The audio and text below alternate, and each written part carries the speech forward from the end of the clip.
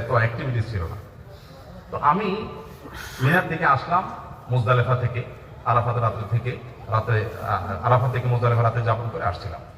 তো ওই মুরব্বীকে দেখলাম যে একা একা শুয়ে আছে, সবাই ওইদিকে যাচ্ছে। মুরব্বীর শোয়ার স্টাইল বলতেছে উনি গত 1-2 দিন থেকে জায়গায় আছেন, মানে লম্বা ঘুম, এবং তার গলায় প্লাগ আছে বাংলাদেশের পতাকা। দেখেছেন আমার দেশি মানুষ। বসে ভালোর জন্য জিজ্ঞেস করলাম, বাবাজি আপনি কি আরাফাতে যান নাই, মুজদালেফা যান নাই? কয় না, আমি 2 দিন ধরে এখানে আছি বাবা। একটু বলেন কি, সবাই তো চলে গেছে, আপনি যান নাই? কোন আমি যাই নাই, এখানে আছি, তো হজের এলাকা। তো আমরা হজ হয় নাই তো, আরাফাতে না গেলে তো হজই হবে না, ওটা ফরজ। আমার উনি ধমক দিয়া বললেন, তোমার মাথা, হজ করার নিয়ত করে আসছে, হজ হবে না। কে বলছে? আমি আর কথা না বলে দেখলাম যে লাম্বাজায় চলে।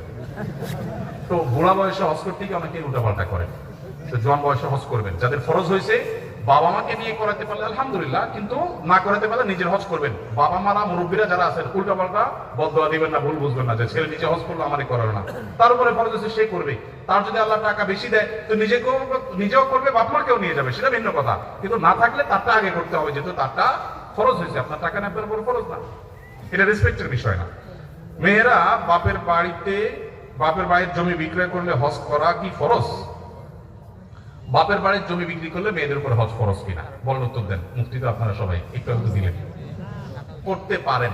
মেয়েদের হজ ফরজ হওয়ার জন্য 2 জনের হজের টাকা থাকা লাগে, নিজের এবং মাহরামের। তার মানে এখন বর্তমান বাজার অনুযায়ী যদি 6 লাখ টাকা লাগে হজ করতে, তাহলে 12 লাখ টাকার মালিক হলে হজ ফরজ হয়। এখন যদি বাবার বাড়ি থেকে যেই জমি পাইছেন ওইটার ভ্যালু 12 লাখ হয়, তাহলে আপনার উপর হজ ফরজ। কথা কি বুঝাতে পারছি? এখন বলবেন জমি বিক্রি করে হজ করবে? হ্যাঁ, জমি বিক্রি করে হজ করবে ওই ব্যক্তি যে জমির ইনকামের উপরে ডিপেন্ডেন্ট না, যার জমির ফসল দিয়া তার 12 মাস চলে, সংসার চলে, তার জন্য জমি বিক্রি করে হজ করা ফরজ না। কিন্তু যার জমিটা ফসলি জমি না বা এটার উপর তিনি ডিপেন্ডেন্ট না, তাহলে সেক্ষেত্রে এটা বিক্রি করেও হজ করার মতো সামর্থ্য হলে তিনি হজ করবেন। অতএব কোন বোন, তিনি কি বাবার বাড়ির সম্পদ পেয়ে ধনী হয়েছেন, নাকি স্বামীর মোহর পেয়ে ধনী হয়েছেন, নাকি বিভিন্ন বন্ধু বান্ধব আত্মীয় স্বজন গিফট পেয়ে ধনী হয়েছেন, ছেলেদের টাকা দিয়ে ধনী হয়েছেন, ডাজ নট ম্যাটার। দেখার বিষয় হলো হজ করার টাকা হয়েছে কিনা। হয়েছে, তারপর হজ ফরজ। বোঝাতে পারছি?